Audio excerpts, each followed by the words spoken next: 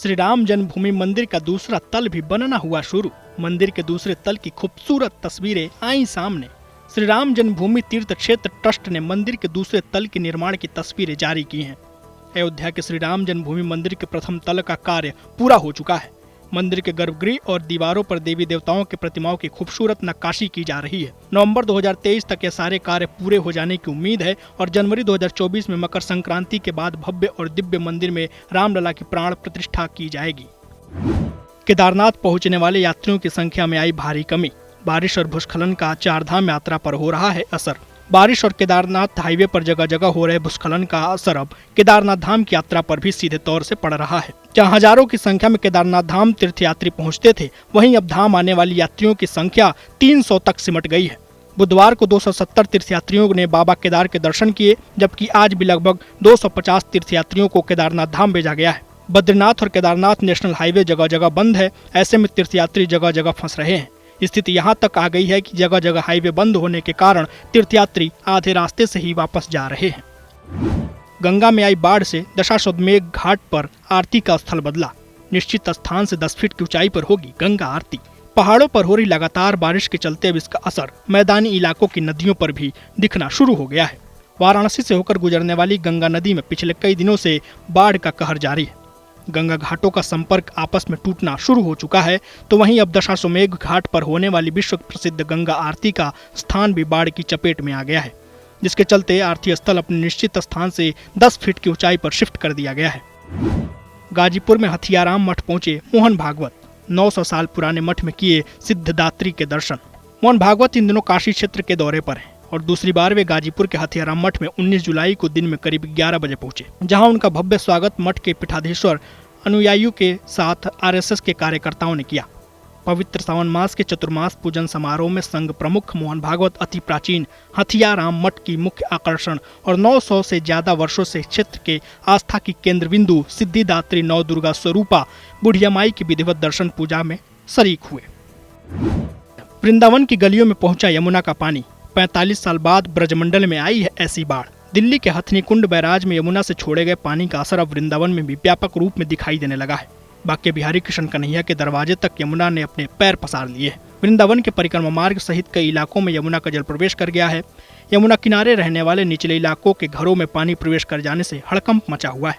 यमुना में छोड़े गए पानी ने सबसे ज्यादा तबाही वृंदावन इलाके में है, जहाँ लोगों को गहरे पानी में निकल कर यात्रा करना पड़ रहा है। सदगुरु से क्लासेस लेती नजर आई एक्ट्रेस सामंथा रुत प्रभु। सामंथा ने सोशल मीडिया पर कुछ तस्वीरें पोस्ट की। साउथ फिल्मों की जानी मानी एक्ट्रेस सामंथा रुत प्रभु पहुंची है सदगुरु के आश्रम। सामंथा ने एक्टिंग से ब्रेक लेने का फैसला किया है। एक्ट्रेस इस समय कोयम्बटूर के ईशा फाउंडेशन में है। वहां ध्यान योग करते हुए अपनी तस्वीरें सोशल मीडिया पर शेयर की हैं। ईशा फाउंडेशन सदगुरु के नाम से मशहूर आध्यात्मिक गुरु जगदीश वासुदेव की संस्था है। सिंगर बी प्राक राधा की भक्ति में डूबे, गाया राधा नाम का भजन। श्री प्रेमानंद महाराज जी ने सुना राधा नाम का भजन। मशहूर सिंगर बी प्राक ने अपने सोशल मीडिया हैंडल पर एक प्यारा सा भक्तिमय वीडियो शेयर किया। इस वीडियो में बी प्राक राधा नाम का भजन कर रहे हैं। उनके साथ श्री प्रेमानंद महाराज जी भी इस भजन को ध्यानपूर्वक प्रेम पूर्वक सुनते नजर आ रहे हैं।